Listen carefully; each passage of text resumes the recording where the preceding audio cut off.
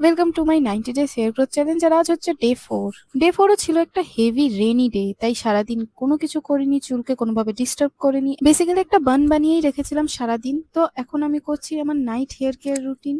তো আজও চুল খুব ইজিলি ডিট্যাঙ্গেল হয়ে যাচ্ছে। আজ হেয়ার ওয়াশ করে 4 দিন হয়ে গেছে, তাও আমার চুল এত ম্যানেজেবল আর স্মুথ আছে। আমার ডে 3 এর রেমেডির জন্য তোমরা যদি এখনো না দেখে থাকো তো আমার চ্যানেলে গিয়ে আগে ডে 3টা দেখে আসো। তো ভালো মতো চুল ডিট্যাঙ্গেল করে নেওয়ার পর আমি আমার উডেন কোম দিয়ে স্ক্যাল্প ম্যাসাজ করছি ভালো করে। যবে থেকে আমি এই স্ক্যাল্প ম্যাসাজ শুরু করেছি আমি এটার পজিটিভ রেজাল্টই দেখেছি। তোমরাও একবার ট্রাই করে দেখো, তোমরাও আশা করি পজিটিভ রেজাল্টই পাবে। তো ভালো মতো স্ক্যাল্প ম্যাসাজ করে নেওয়ার পর আমি অ্যাপ্লাই করব অ্যালোভেরা জেল আমার স্ক্যাল্পে ডাইরেক্টলি। আজ অনেকটা ট্রেন জার্নি হয়ে গেছিল, তো আমার স্ক্যাল্প একটু ইরিটেটেড ছিল, তাই আমি অ্যালোভেরা জেল অ্যাপ্লাই করে নিচ্ছি। এতে স্ক্যাল্প কাম হবে আর চুলের রাফনেসও অনেকটা কমে যায়। রেনি সিজন চলছে তাই ফ্রিকোয়েন্টলি হেয়ার ওয়াশ হচ্ছে না, আর তার মধ্যে ট্রেন জার্নি হয়েছে। তো এরকম অবস্থায় অ্যালোভেরা জেল অ্যাপ্লাই করলে চুল অনেক স্মুথ থাকে, সফট থাকে।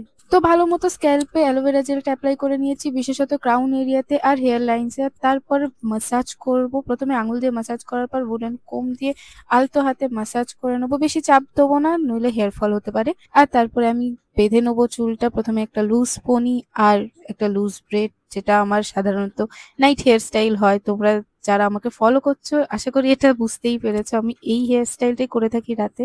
তো এটা ছিল ডে 4। আবার দেখা হবে ডে 5-এ। এরকমই hair care, skin care related ভিডিওর জন্য আমার চ্যানেলটা সাবস্ক্রাইব করে নাও।